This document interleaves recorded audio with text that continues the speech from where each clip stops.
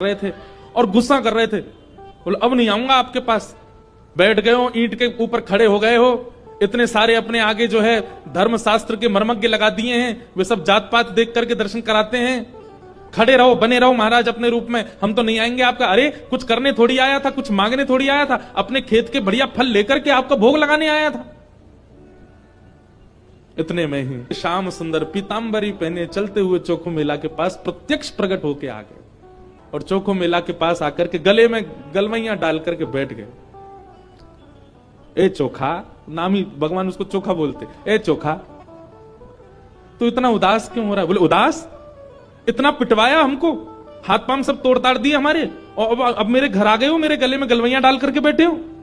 ये सब लीला क्यों करते हो आप? वहां क्यों नहीं रोका आपने सब पुजारियों को, पंडाओं को, ये सब ब्राह्मणों को? ठाकुर जी बोले देख चोखा, वे सब मुझे पूजते तो हैं, मेरी सेवा तो करते हैं, पर मुझको पाषाण मानते हैं, मुझको मूर्ति ही मानते हैं, और जो मुझे पाषाण मानता ना उनके लिए मैं पाषाण ही रहता हूं। उनके लिए ना मैं बोलता हूं, ना मैं हंसता हूं, मैं बस एक टक खड़ा रहता हूं, ना मैं खाता हूं, ना मैं पीता, कुछ नहीं। तू तो मुझे पाषाण नहीं मानता ना, तू मुझे साक्षात ठाकुर जी मानता है, इसीलिए तो अपने अपने अपने बगीचे के फल लेकर के मेरे पास आया।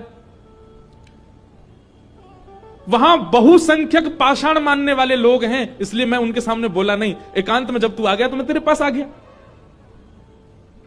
चल चोखा, अब तू मुझे अपने अपने आंगन के फल खिला दे।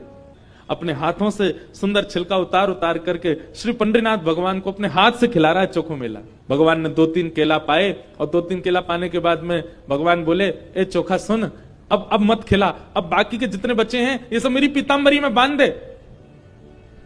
चोखा बोला वहां जाकर के पाओगे, सारे मेरे सामने ही पा लीजिए ना, आप बांध करके क्यों ले जा रहे हो, यहीं प्रेम से पालो। पंडरीनाथ भगवान बोले अरे मैंने अपना तो पा लिया, ये बाकी के तो मैं पंढरपुर में रुक्मणी जी बैठी हैं, वो भी भूखी हैं, उनके लिए ले जा रहा हूं, उनको जाके मैं पवा दूंगा। आज चोखा तेरे ऊपर इतना प्रहार किया ना सबने, तेरे ऊपर इतना अत्याचार किया सबने, इसलिए मैंने और रुक्मणी जी ने आज भोजन ही नहीं किया, हम दोनों भूखे हैं। अब मैंने तो पा लिया, अभी रुक्मणी जी के लिए ले जाऊंगा। भगवान अपनी पीतांबरी में केले बांध करके पंढरपुर आ गए। पंढरपुर में आकर के रुक्मणी जी को पवाया। प्रातः काल ब्रह्म मुहूर्त में जैसे ही कपाट खुले श्री पंडरीनाथ भगवान के, चारों ओर केले के छिलके पड़े हैं, और केले के छिलके देख करके सब पंडा पुजारी बोले हम तो कपाट बंद करके गए, ये केला के छिलका यहाँ कैसे पड़े हैं, ये कौन लेके आया? तभी एक उनमें से बोले कल वो आया था ना, एक चर्मकार का बालक, वही अपने संग बांध के लेके आया था इतने सारे केले, उसको सुबह तो हमने मार पीट के भगा दिया, निश्चित ही वो कहीं से रात में आ गया है, और रात में आकर के सब यहां खा करके गया है।